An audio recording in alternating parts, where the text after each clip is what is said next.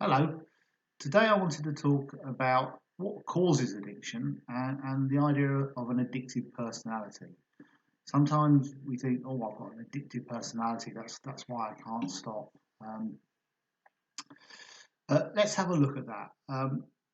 The short answer to whether you've got an addictive personality is, well, the short and simple answer is no, because an addictive personality doesn't exist. There's no such thing as an addictive personality. So that's the short answer, the simple answer. In actual fact, it's a little bit more complicated than that. If we think of a personality as made up of lots and lots of different personality traits, then there are a few traits that may make it slightly more likely that someone's going to develop an addiction than others. So if we've got low impulse control or we are a risk taker, those traits might mean that we're slightly more likely to develop an addiction to someone who didn't have those traits. It doesn't mean though we will have an addiction, just makes it maybe slightly more likely. But as an overall personality, there is no overall personality type that makes you addicted to something. It doesn't exist. Likewise, sometimes we think that it's inherited. I'm an addict because I inherited from my parents. My parents were addicts, or therefore I'm going to be an addict. Again, it's more complicated than that. There isn't one addiction gene. We don't inherit a gene and we get it, and therefore we're going to be an addict. That doesn't happen. But there are possibly we can inherit genes that means that our brains work or are set up in a slightly different way, in a way that makes it slightly more likely that we may develop an addiction. Again, it doesn't mean we are going to develop one. It just means that the chances of us to develop one are slightly higher than people who didn't have those genes. So again, short answer, no, you can't inherit addiction. Long answer, well, you can actually sort of inherit a greater chance of developing it. And we call these the kind of biological factors of addiction. But there's other factors as well. There's the environment, the kind of the social aspect. So if we are surrounded by friends and family or who all drink and use drugs, and there's a really good chance that we might drink and use drugs.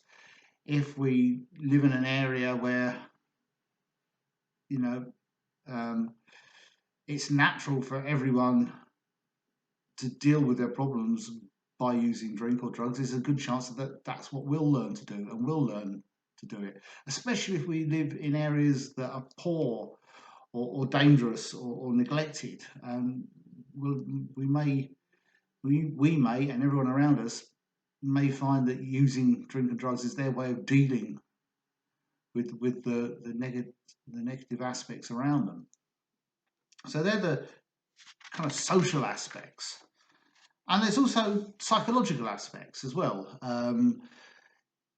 If we have suffer from poor mental health, we have anxiety or depression, that's going to raise our chances of having an addiction as well.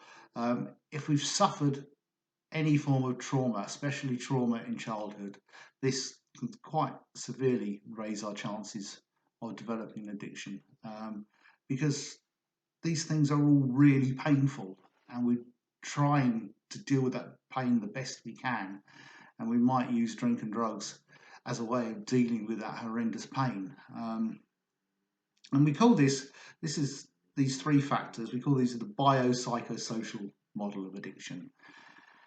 And not any not any one of them is the main one. It's when we develop an addiction, our recipes, it'll be something from each of those. And our recipe, if you like, for addiction might be different from someone else's. Everyone's kind of reasons for developing an addiction are unique to them, which kind of means that everyone's recovery is unique. So, I mean, that sounds all quite sort of scary and fatalistic. But the good news, and there really is good news out of all of this, is the good news is that it's quite possible to, by knowing all this, to develop a recovery plan that can help us overcome our addictions. It's perfectly possible to recover from an addiction with the right support. And here at DAPL, we use a mixture of counselling to help you look at and deal with and work through that past trauma. We use smart recovery programs that learn tools and techniques to deal with our behaviours and our way of living, and also so that we're surrounded by people who are also in recovery instead of people that are still using. And if you combine this with help from perhaps the NHS for your doctor or addiction services or NHS psychology, who can help with medications for other issues, you combine all these things together and we can make a unique recovery plan that can help you overcome your addiction and live the life you want to live. I hope that's helpful. Thank you.